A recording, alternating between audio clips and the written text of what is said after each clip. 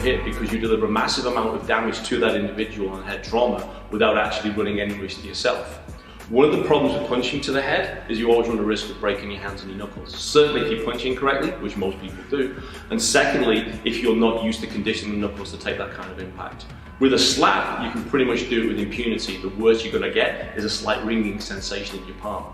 The worst they're going to get is a slight ringing sensation in their head and a short nap. The other advantage with a slap is, of course, if you punch someone, people see that you punched someone and it makes you look like you knew what you were doing. If you slap someone and they fall down, it makes it look like they're drunk or they've got the worst chin in the world. Either way, it's much better visually. Okay, so when we do the slap, we're talking about targeting the head. For obvious reasons, I'm not going to get Morrigan to hold that on this side of her head. This probably isn't going to wend well for her, certainly not for me, because I'm not teaching the kids classes tonight.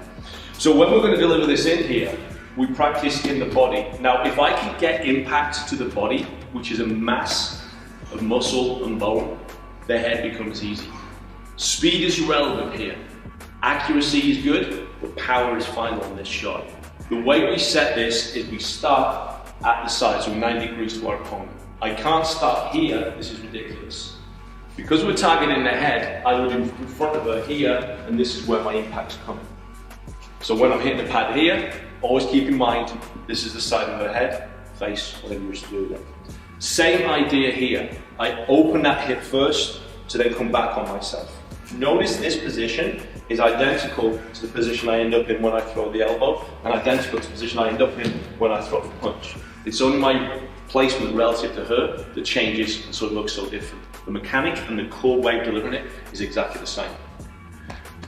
I'm not going to do any magical, mystical finger configurations or anything. It's just a loose hand, and it's a bent arm. One of the reasons I deliver with a bent arm is if I hit, and for whatever reason there's an error and it cracks in, I've got this give like a shock absorber. If I hit it stiff as a board and there's no give, I'm hyperextending that. I've got a long day ahead of me. Side on here, I open the hip, I turn away, and again the last thing that follows is that hand. Boom, boom here, okay? That's what it looks like, this is what it sounds like.